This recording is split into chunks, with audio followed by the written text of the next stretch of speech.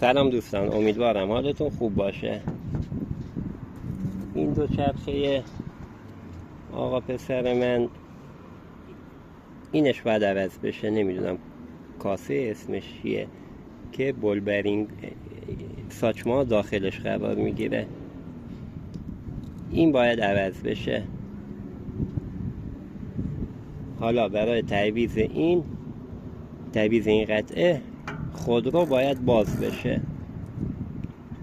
اینجا توی زادان من چند تا فروشگاه رفتم، آچار خودرو رو یه فروشگاه داشت خیلی گرون بود، 800 و خورده ای بود، فکر میکنم 860 تومن.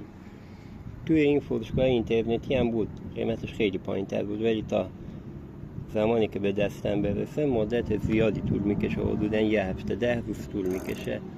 حالا خودم تصمیم گرفتم برای این خودرو یه آچار بسازم، خودم بازش کنم. برای این قسمت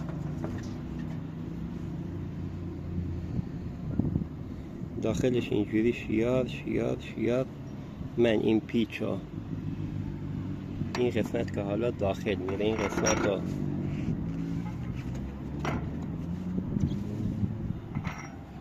که داخل میره تا اینجا، تا جای رزوه رو برش میدم، از اینجا برش میدم پیچا.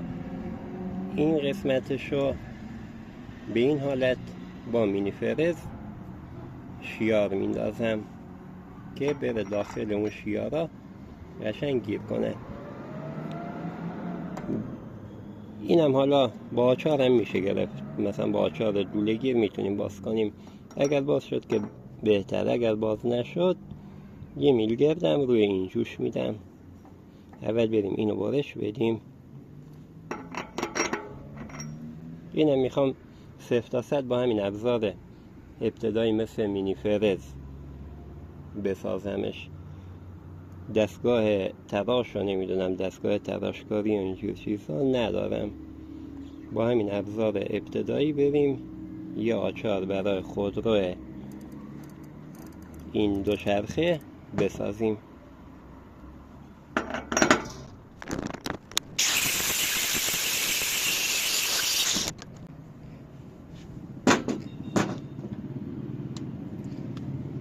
یه چیز من یادم رفت بگم دوستان، این پیچی که من برداشتم رزوه هاش کاملا خرابه. منظورم اینه یه پیچ سالم و من خراب نکردم، این پیچ خراب بود.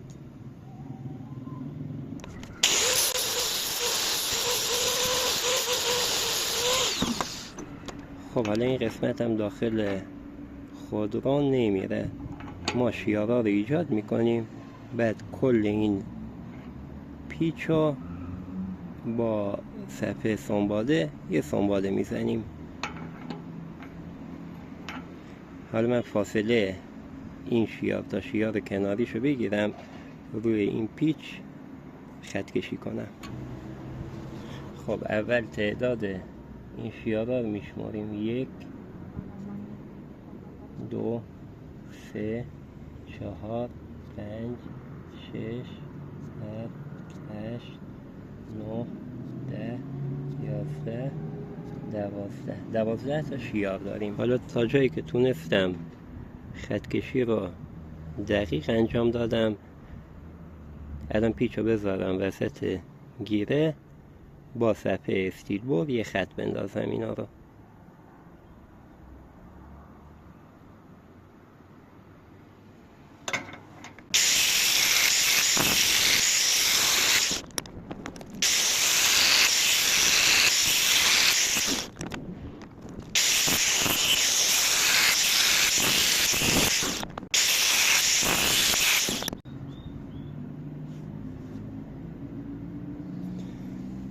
خب حالا یه لحظه آزمایش کنم، ولی فکر میکنم این شیارهایی که ایجاد کردیم باید بزرگتر باشه.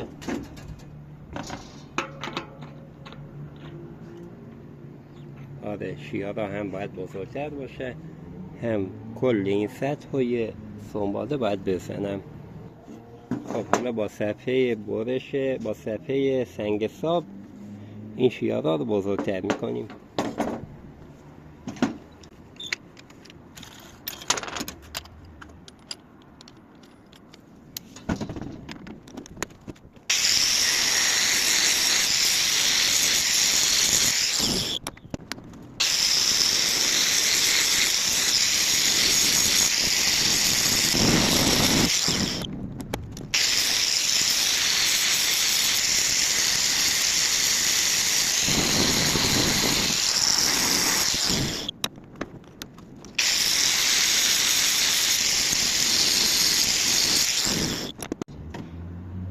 خب حالا بریم آزمایش کنیم.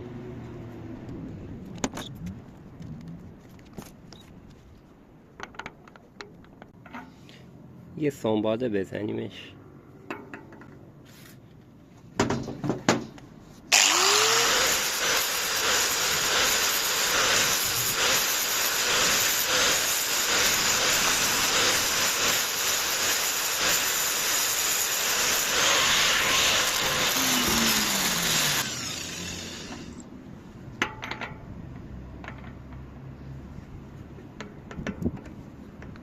خب الان خوب شد.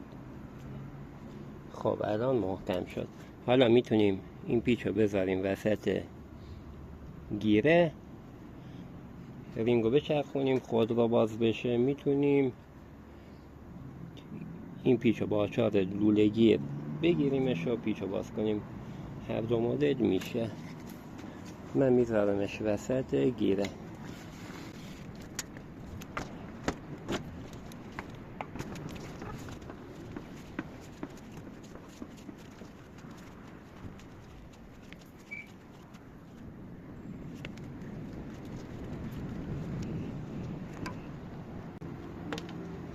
خب دوستان، اینم از اون کاسه ای که خراب شده.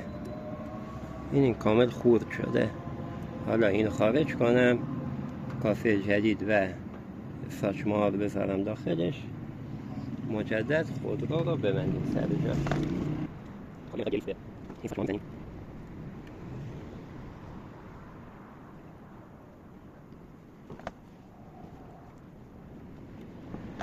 خودرو سر جا. این رو بزنیم سر جا.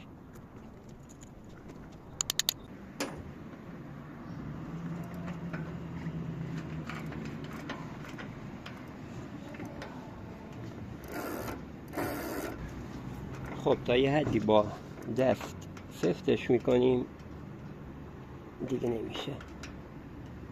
حالا آچار میندازم داخلش، مجدد میذارم داخل گیره تا آخر سفتش میکنیم. بعدن موقع کار کردن وقتی زنجیر دور این خود رو بیفته خودش محکم میشه. حالا من میذارم وسط گیره تا جایی که بتونم سفتش میکنم. دوستان اگر این محتوا به نظرتون مفید بود لطفاً ویدیو رو لایک کنید، نظرتونم برام بنویسید. تا ویدیو بعد مواظب خودتون باشید، ایمنی رو رعایت کنید. خدا نگهدار.